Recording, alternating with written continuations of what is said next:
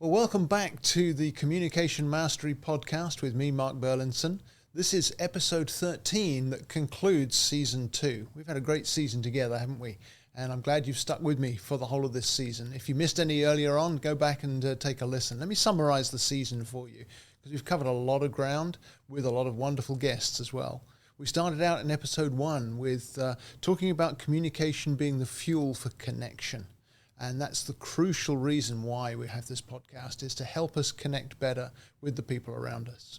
Then in episode 2, we spoke with Stephanie Sebring-Wilson and how she connects with youth and the communication skills that she employs. Then we talked about communication forensics in episode 3, how we defuse miscommunication, how we get to the bottom of why things aren't working as well as they could. And then in episode 4, we had Jeff Williamson talking about communication in leadership. That was a really fun discussion with Jeff, because I remember there was that whole lesson about what he'd learned through wrestling. And if you missed that one, go back and take a listen. Episode 5, we talked about how businesses benefit from communication coaching. Lots of different wisdom in that one. And then in episode 6, we had the amazing Tom Winslow talking about communication from a lawyer's perspective. And episode 7, we talked about moving from communication basics toward communication mastery, which of course is our purpose as a podcast. We all want to get better at communication. And I hope that these episodes have been helping you to take some more steps along that journey. I really enjoyed episode 8 when we had Tim Vicek and Colden Blades on the podcast. The three-way conversation we had there, all about authenticity and integrity and adaptability, was really well worth the time we spent. I learned a lot from that. I think they did too. And then episode 9, we talked about acceptance and adaptation in practice, picking up on what we talked about, the three of us, in the previous episode. We looked at how can I grow my adaptation skills? How can I improve my acceptance of others who are different from me? And there was a lot of input in that episode. Episode 10 was a replay of my interview with Nick and Meredith at the Better Business Bureau, where we covered all kinds of aspects of communication. We had a good time with them there in Raleigh, and I was glad to share that one with you as well. And then in episode 11, we talked about strategies for becoming more multilingual. Remember, you have all 7 communication styles in your profile, just as everyone else around you does. It's simply the mix that's different. And so understanding all 7 languages is a vital part of growing in communication mastery. And then last episode, episode 12, we had the amazing Gina Trimarco in the studio with us, and we talked about improv and talked about coaching, and we talked about communication in relationships. She's really funny, and if you've missed that episode, I'd really encourage you to go back and take a listen. We had a great time with Gina. So that brings us to today, which is the end of season 2. Season 3 is in development, and so watch out for more news on season 3 as we go into the fall. By the way, if you're not already signed up for my newsletter, go to markburlinson.com and click the newsletter sign up button so that you get the news straight away once we begin the release process for season 3. And today what I want to do to finish up the series is to talk a little bit about my journey in communication, particularly as it relates to the life languages, because that's the foundation of what I do. But I'd like you to compare, how does this match up, or maybe it differs from the journey that you've been on in communication. Maybe you discovered this podcast and that's as far as you've gone. Maybe you're a previous client of mine and now you're listening to keep up to date with your life languages understanding. Whatever your place in the journey, maybe you'll learn something from my journey. As with many of you, my introduction to the life languages was work-related. I was asked to take the profile, and as a leadership team, we reviewed the results together with a coach, with a consultant. And the insights we gained from that were really remarkable, very helpful. And yet at the same time, I made a big mistake at that time, and I saw myself purely through the lens of my primary language. And I saw my colleagues through the lens of their primary language. And so I made that mistake that we've talked about on the podcast before, of putting people into boxes rather than learning to build bridges. And so the impact for me was limited. And as a result, I also lost my focus on the life languages, which meant that for probably 4 or 5 years, I wasn't benefiting from the investment I'd made in that program, in that profile. And as a result, my relationships with my colleagues on the leadership team could have been a lot better in that season. Then there was a change of job for me, and I became a team leader in a different setting. And that's where we use the life languages to help the team to grow coherence. Because when I stepped into that team leader role, the team needed to be drawn together.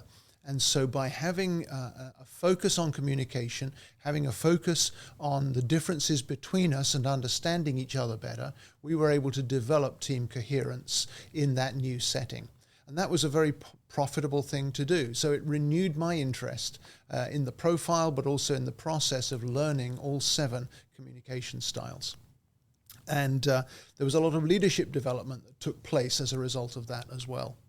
And then that team leadership role eventually came to an end, and that was partly because there was a failure in the senior leadership to value the differences between people and to leverage those differences into strengths, what we talk about a great deal on the podcast here.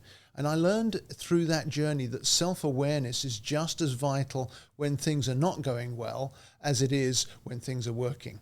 And so in the good times, it's good to be self-aware, but also in the tough times, self-awareness can really help. And on my own journey, I guess I went through a kind of season of professional drought after that, where I felt like I wasn't really a fit with the organization I was part of. I wasn't a good fit with the leadership there. And there also wasn't a willingness to look at communication issues in the way that would have helped us to resolve some of those differences. There was a climate of hesitation to learn about other people's differences. It was more of a, you all need to be the same, we all need to look like me kind of attitude. And that really wasn't healthy, but it also wasn't fruitful. And that organization suffered as a result. And of course, I had a hard journey through that, as you can imagine. I'm grateful for it, though, because at the end of that journey, I had the opportunity for a fresh start.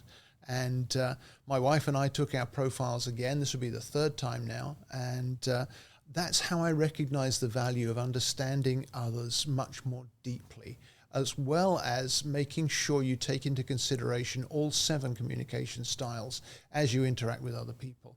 I've told you before on the podcast, I learned a lesson at that moment when we took our profiles again, as we were participating in a workshop to understand the life languages more deeply. I suddenly realized I'd been asking my wife the wrong question for many years. I would ask her, what do you think about difficult decisions or big challenges? And she could never really tell me what she thought. And I realized that, as we've talked about before, her first 2 languages were not thinking languages at all. They were feeling languages. So I simply changed the question. And I would ask her, how do you feel about this? Or what do you feel about that? And immediately, because it was her familiar communication styles, she could give me answers. And that made a huge difference to our relationship moving forward. And I was still able to apply that in the work settings I was in now, but also in the social settings of understanding what other people need from me. Remember, I asked the right question, or changed the question.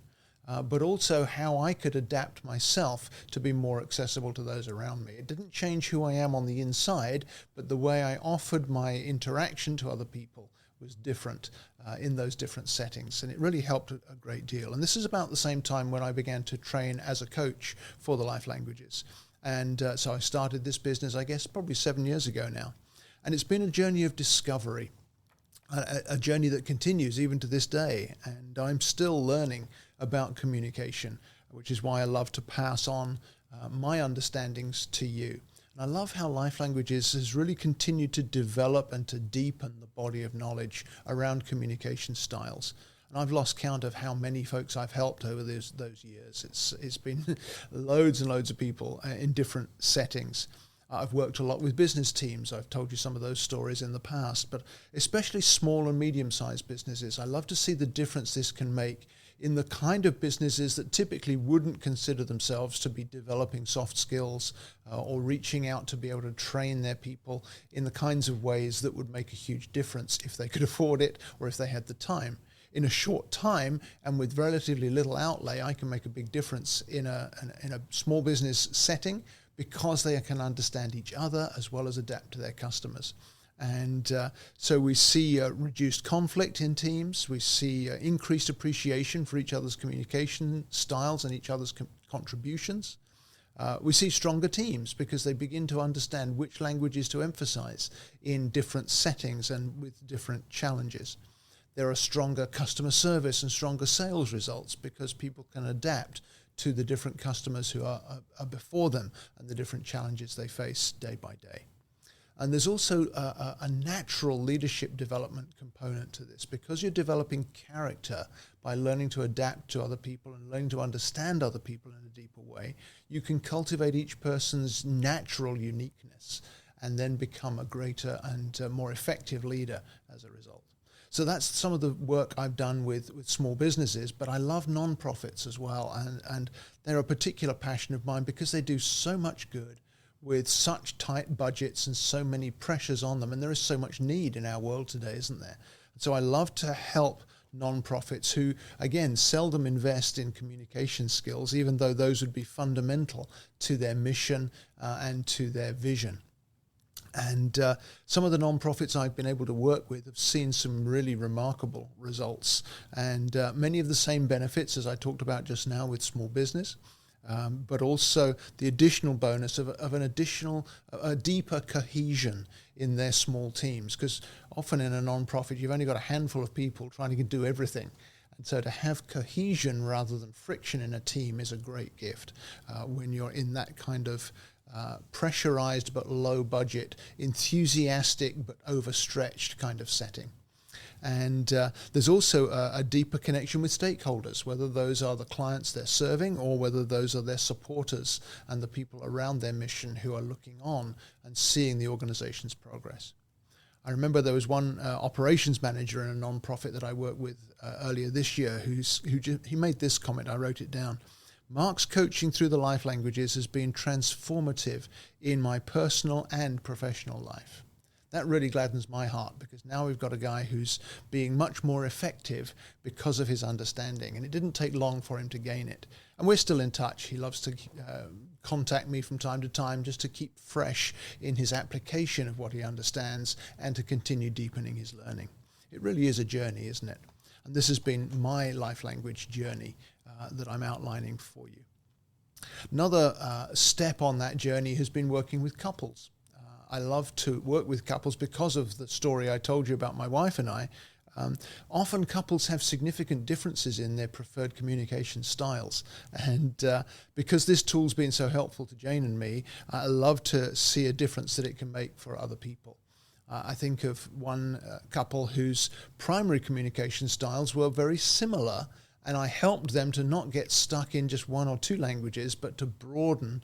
Their profiles were different once they got past the first two in their profile, but that because they were so similar in the first two, they tended to stay there, maybe to overthink things, maybe to be hesitant to reach out to others, maybe to spend so much time in the thinking process that they never allowed themselves to move over into action or into emotion that would have given them the fruit of being able to connect more deeply with others around them. And that the couple that I'm referring to, I spoke with them a few weeks back, and they said that their friend circle has become so much more rich for them. They're still the same people.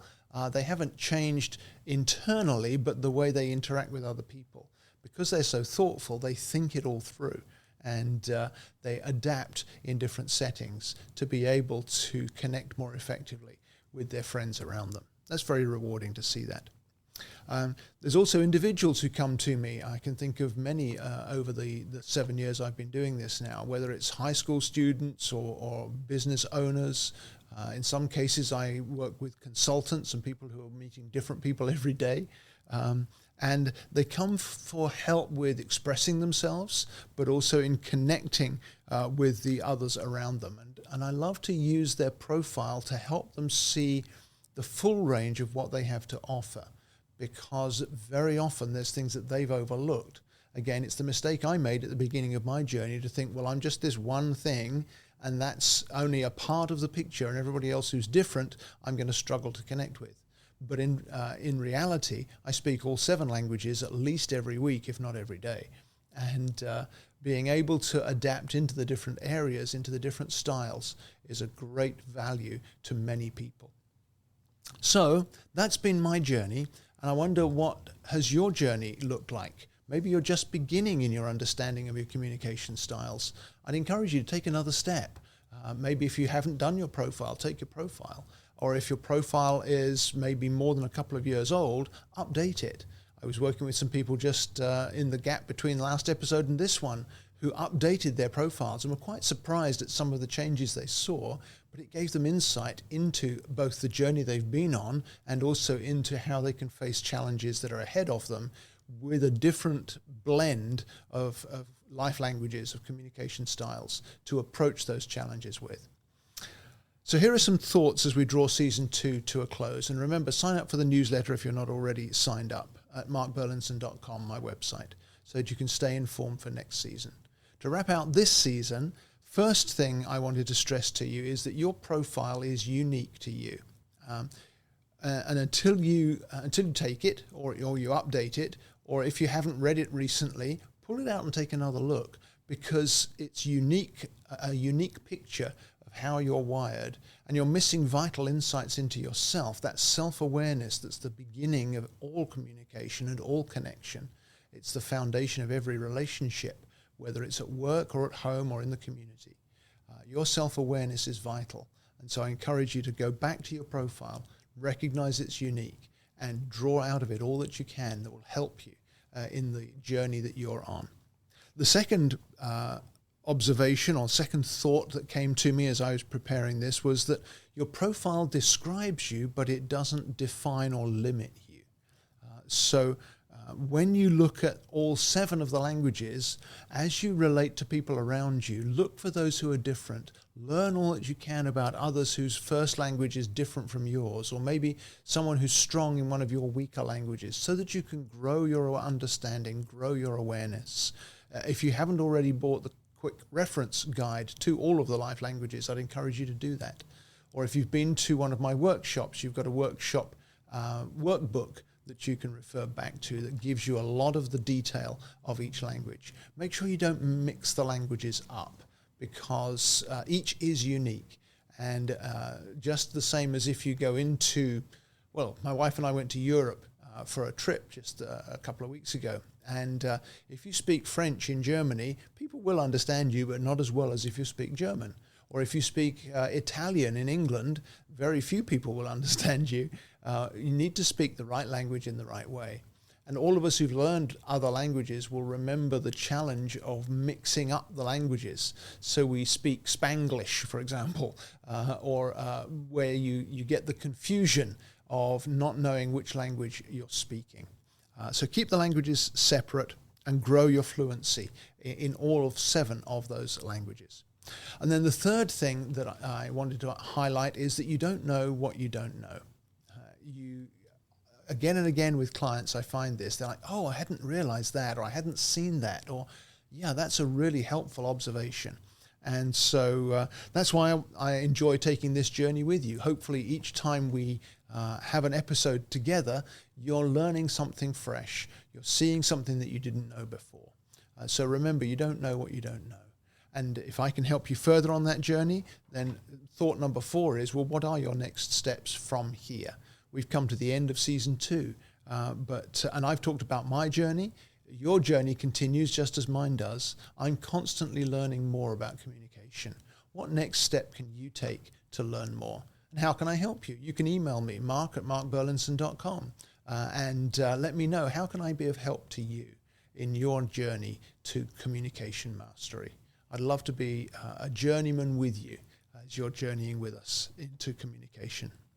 And remember the Communication Mastery community. It's a private group that I lead, and I'm upgrading it into the fall to a much higher level, where there will be extensive archives for you to search, but also real-time responses from me.